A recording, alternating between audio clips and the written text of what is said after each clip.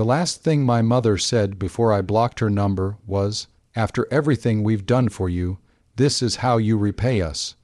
Her words didn't hurt the way they used to. They just echoed, hollow, familiar. I stared at my phone for a long moment after the call ended, my thumb hovering over the screen. Then I pressed it block. One tap, and years of noise fell into silence. It should have felt wrong. Instead, it felt like breathing for the first time.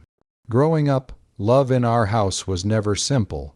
It came with conditions, expectations, invisible contracts I never agreed to, but was always expected to fulfill. Good grades earned smiles. Obedience brought peace. But the moment I questioned anything at all, the warmth vanished. My father believed control was the same as care.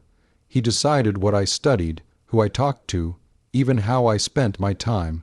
My mother didn't stop him. She softened his words sometimes, but never his rules. "We only want what's best for you," she'd say, but best always meant their version of my life. For years, I told myself it was normal, that all families were like this. That the guilt I felt whenever I wanted something for myself was just part of being a good child. Then I got my job. I thought earning my own money would change things. I imagined respect, maybe even a little independence. Instead, it became another leash. My father started asking for money, at first politely, then insistently. Bills, groceries, family needs. I didn't mind helping, not at the beginning, but slowly the amounts grew. Then the expectations. Soon, it wasn't help anymore. It was obligation. Every month, my entire salary disappeared into their hands, and when I hesitated, just once everything exploded. "You're becoming selfish," my mother said sharply. "This is not how we raised you."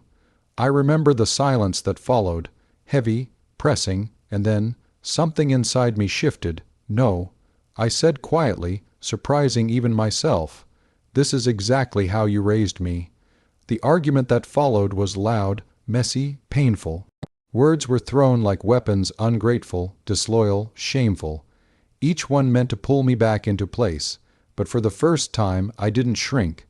That night, I packed a bag, not everything, just enough. At the door, I paused, not because I wanted to stay, but because I realized something important. If I didn't leave now, I never would. So I walked out. Days turned into weeks, weeks into months. No calls.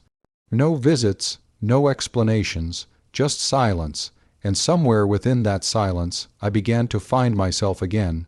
I didn't know it yet, but the peace I had fought so hard for was about to be tested in a way I never imagined. It happened on a quiet Tuesday morning, ordinary in every way that mattered. I was sitting by the window of my small apartment, a cup of coffee warming my hands, sunlight spilling across the floor. For a moment, life felt steady, predictable, safe. Then my phone rang, unknown number. I almost ignored it. Over the past few months, I had learned to protect my peace, to avoid anything that might drag me back into chaos. But something instinct, maybe, made me answer. "Hello, hi, is this your name?" The voice was polite, professional. "Yes. I'm calling from the credit bureau regarding an urgent matter tied to your identity." My chest tightened. "I'm sorry, what?" "There appears to be some financial activity we need to verify. Do you currently hold any active loans or credit cards?" I frowned, confused. "No, I mean, I have a debit account, but no loans." There was a brief pause, followed by the sound of typing. "According to our records," she continued, "there are 3 active accounts under your name, 2 personal loans and 1 credit card. All of them are currently overdue." The words didn't make sense at first. They felt distant, like they belonged to someone else's life. "That's not possible," I said slowly. "There has to be a mistake." "These accounts were opened over the last 12 months. She added, "We're contacting you because the payment defaults have triggered a review." The last 12 months. My grip on the phone tightened. That was the exact time I had gone no contact. A strange, cold feeling spread through me, settling in my stomach like a weight I couldn't shake. "Can you tell me where these accounts were opened?" I asked, my voice barely steady. She listed the locations. Each one hit harder than the last. They were all in my hometown, the same place I had walked away from, the same place I had tried to leave behind. My heart started pounding, loud enough to drown out everything else. "No," I whispered, more to myself than to her. "No, that's not." But deep down, the truth was already forming. There were only two people who had access to my documents, my ID, my personal information. Two people who had always believed that what was mine belonged to them, my parents. The realization didn't come like a shock. It came like a slow crack, spreading through everything I thought I understood about them. "This is fraud," the woman on the phone said carefully. "We recommend filing a report immediately." Fraud, the word echoed in my mind. I ended the call, my hands trembling as I placed the phone on the table. The silence in the room felt different now, heavier, broken. I had left to protect myself, but somehow, even from a distance, they had found a way to reach into my life and take more. This time, though, something inside me didn't collapse. It hardened, because this wasn't just betrayal anymore. This was a line crossed that could never be undone, and I knew, with a certainty that scared me, that I wouldn't stay silent about it. I didn't cry. Not after the call, not after the realization settled in like a weight I couldn't shake. Instead, I sat there in silence, staring at the wall as everything slowly rearranged itself in my mind. This wasn't confusion anymore. It was clarity. The next few days became a blur of action. I requested my credit report, printed every suspicious transaction, and made a list of dates, each one aligning too perfectly with the time I had cut contact. I gathered old documents, proof of my address, employment records, anything that could show I hadn't been involved. For the first time in my life, I wasn't reacting to them. I was preparing. Filing the fraud report was harder than I expected. Not because of the process, but because of what it meant. Writing it down. My parents used my identity without my consent, made it real in a way I couldn't ignore, but I signed it anyway, and then I made a decision I hadn't planned. I went back. The journey to my hometown felt longer than usual, each mile heavy with memories I didn't want to revisit.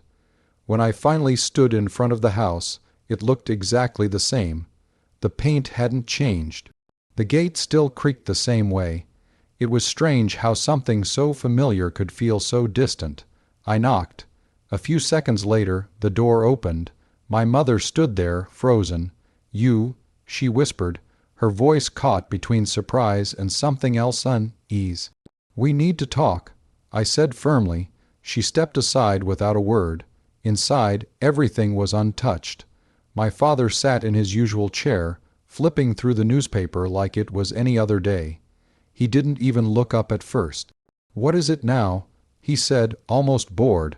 I walked forward and placed the documents on the table in front of him. His eyes flickered down, scanning the pages briefly. Then he leaned back. "It's just money," he said with a shrug. "We needed it." My chest tightened, but I held my ground. "You used my name," I replied. "You opened accounts in my identity. That's fraud." My mother's expression hardened. "We're your parents. Who else should we depend on?"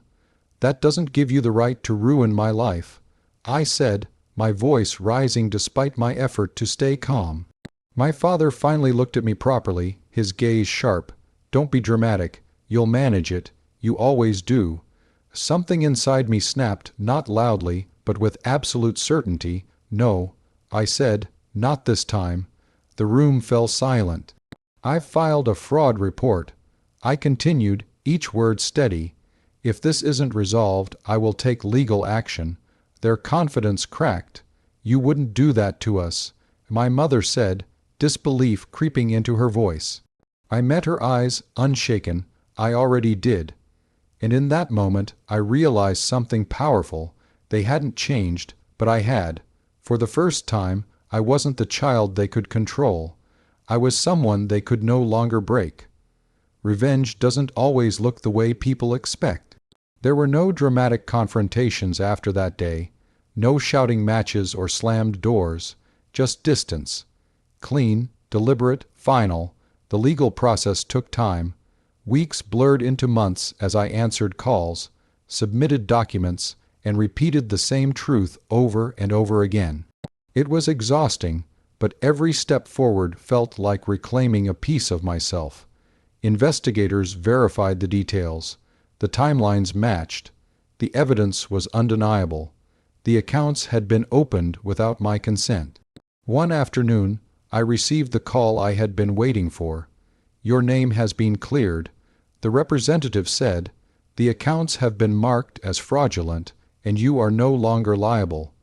I closed my eyes, letting the words sink in. Relief didn't come as a rush. It came quietly, like a door finally unlocking after being stuck for too long. But the real victory wasn't in the report or the cleared debt. It was in everything that came after. I moved into a new apartment, not bigger, not luxurious, but mine. Every corner held a kind of peace I had never known growing up. I chose the furniture. I controlled the silence. I decided what stayed and what didn't. For the first time, my life belonged to me. I rebuilt my credit slowly, carefully. I learned things I was never taught about finances, boundaries, and trust. Each step felt like building something solid where there had once only been instability. My parents tried to reach out. At first, it was missed calls, then messages. "We made a mistake. You're overreacting. Family shouldn't do this to each other." The words hadn't changed, but I had. I didn't respond. Not out of anger, not out of revenge, but out of understanding. I finally saw them for who they were, not who I wished they could be. And that clarity gave me something stronger than closure. It gave me freedom. One evening, I sat by my window, watching the city lights flicker to life as the sun disappeared. The room was quiet, but not empty. It was filled with something softer. Peace. My phone buzzed on the table. Another unknown number. For a moment, I looked at it. In the past, I would have answered. I would have felt obligated, pulled, responsible. This time, I didn't. I turned the phone over and let it ring. Because the truth was, I didn't need to hear another apology, another excuse, or another attempt to pull me back. The life I had built didn't have space for that anymore. The sweetest revenge wasn't hurting them back. It was choosing myself, and never looking back.